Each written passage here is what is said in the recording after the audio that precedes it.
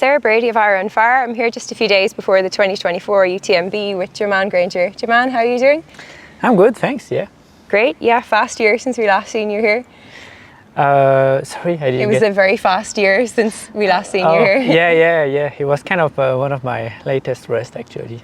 Latest race, sorry. Yeah, I was going to get to that, but so you did Diagonal de Fou shortly after last year, and that was pretty soon after to do another hard 100-miler. So how was that? Did you feel recovered? Yeah, I think I took some time after UTMB 2023 to think about Diagonal de Fou, and actually I recovered pretty well from UTMB, so I think mid-September I took the decision to go on Rhode Island again. Okay, and you had a good day? Yeah, that was a tough race. It was extremely hot, but yeah, as always, it's like kind of a really vibrant race, and that's always a good experience after UTMB. UTMB is like more and more pro, like things are more and more framed now, and then Diagonal de Fou is kind of the folklore of the end of the season. So yeah, it's more relaxed and authentic. The atmosphere is more relaxed. Sometimes too relaxed, but it's what we like there. Okay, great. So you had a great run there. You came second, and then after that, you had an injury. Did you break some ribs over the winter? Yeah, that was recent. I would say mid-June I broke 2 ribs as I was in Cortina training for Lavaredo.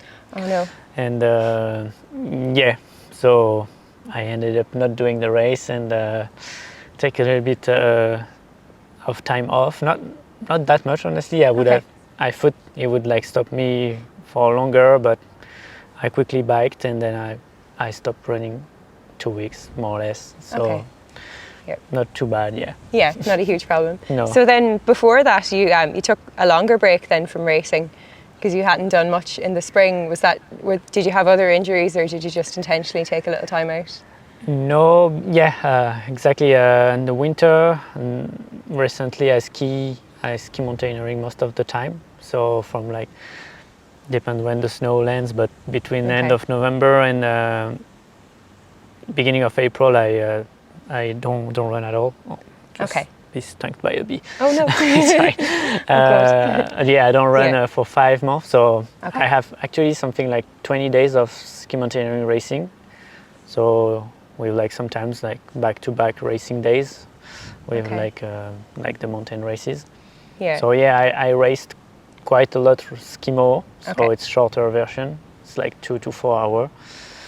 Very good. And then I did my transition and was targeting to run Lavaredo, but that would be my first race of 2024. Okay, That's interesting. Yeah, but I seen you did, I suppose it's just a small tune-up race, but you did win a trail marathon in France in May, was it? Oh yeah, I did. Exactly. It's a small local race in a local valley where I live. Okay. And I kind of took the decision the day before to run the 42K because a friend of mine was texting me to go, and I was like, okay, yeah. It was kind of the first small race of the season. Yeah, you're right. Very good. Yeah. I did race once in May. Yeah. And did it feel fun to do something relatively short and fast like that compared to 100-milers? Yeah. I kind of it's how I started trail running with really shorter version. So I still like it, and I maybe want to do more in the near future. Yeah. Okay, very good. And then you said here last year, because last year was your 3rd UTMB and it was your best result, and you said you changed up your training a little and got a bit more specific, more running and less cross training. So have you kind of continued with that in this build up? I would say I don't do cross training anymore. I do parallel training. I would say I ski in the winter and I run in the summer. Still cross training, but not really at the same time. Not as much. So I kind of did the same as I did last year.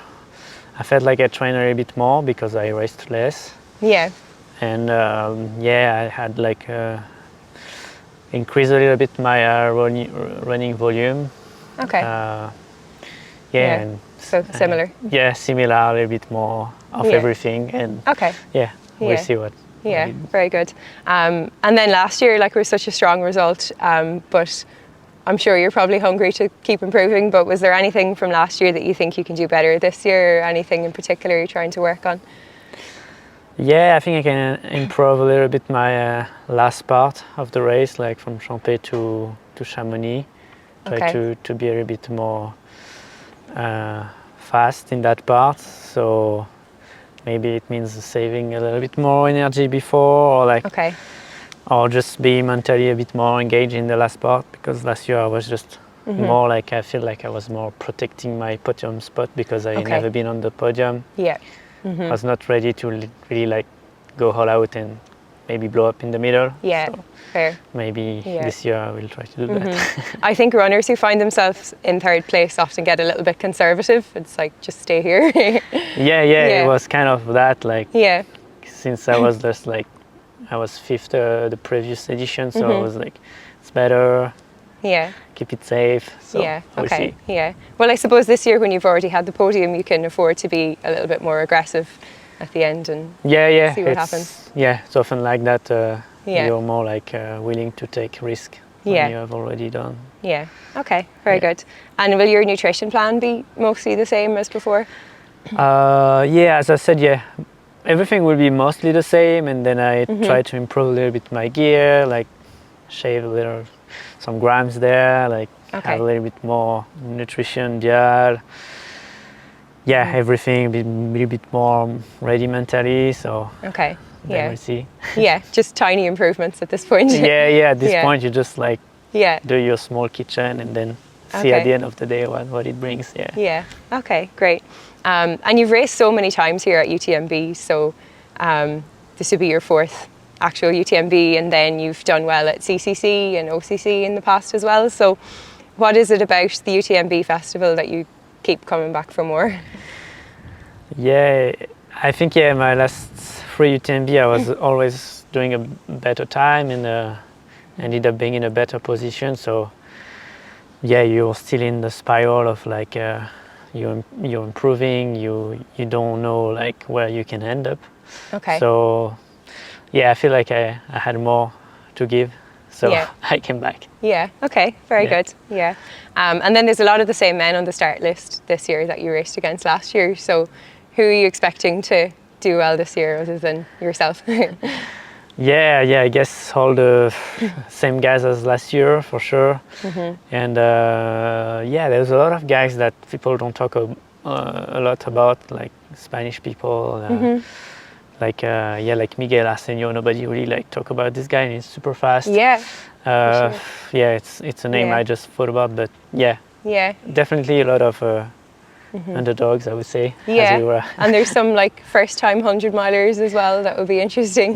First time 100-miler that are super fast on short like formats, and I feel like if they are smart enough they can do something good. And it's a lot of upcoming people. I think we are like in a turn of like the whole generation and the new generation, and we are like in a conflictual point, and it's going to be interesting. There's an interesting mix of runners. Okay, very good. And have you thought past this race then, are you going to go back to Reunion, or have you anything else planned? I really like Reunion. I don't, as the race are super close, I never say I'm going to do both. It's going to depend. Like generally the last 50k or 40k of the race tells you like if you're in a good overall state, and if you recover well the day after or 2 days after, I think that the training was good and you're in a global good state, and then normally take 10 days or 2 weeks to see, and I would like to go. I would see. Okay, great. So it's still a possibility. Yeah. Okay, great. Well, enjoy the next few days, the last bit of your taper, and we look forward to seeing you out there. Thanks very much. Thank you. Thanks a lot.